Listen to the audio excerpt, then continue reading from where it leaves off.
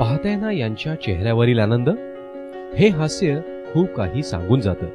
मोठ्या प्रतीक्षेनंतर अखेर गिरणी कामगारांना आणि त्यांच्या वारसदारांना हक्काचं घर मिळालं।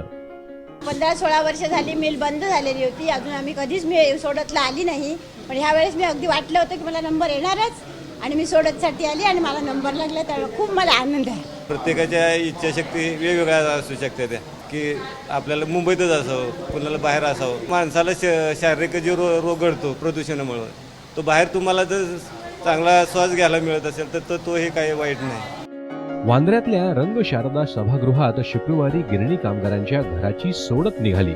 1,35,000 गिरणी कामगारांमधून 2,417 गिरणी कामगारांना पनवेलमध्ये हक्काची घरं मिळाली। एकीकडे आनंदाचं वातावरण होतं, तर दुसरीकडे घर न लागणाऱ्यांमध्ये नाराजीचं वातावरण पाहायला मिळालं। पण गिरणी कामगारांना मुंबई बाहेर फेकण्याचा घाट राज्य सरकारने आखलाय, असा आरोप गिरणी कामगार वारस उत्कर्ष सेवा संघानं केला। गिरणी कामगारांना मुंबईत घरे,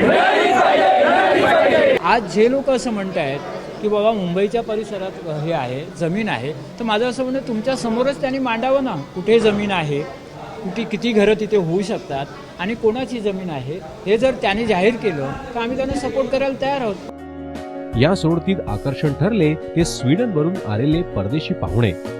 हे चारही परदेशी पाहुणे स्वीडनमध्ये पर्यावरण आणि कामगारांच्या प्रश्नांवर काम करतात, त्यामुळे मुंबईतील कामगारांचे प्रश्न जाणून घेण्यासाठी आलेल्या या पाहुण्यांनी गिरणी कामगार नेते दत्ता इसवलकर यांची भेट घेत चर्चाही केली।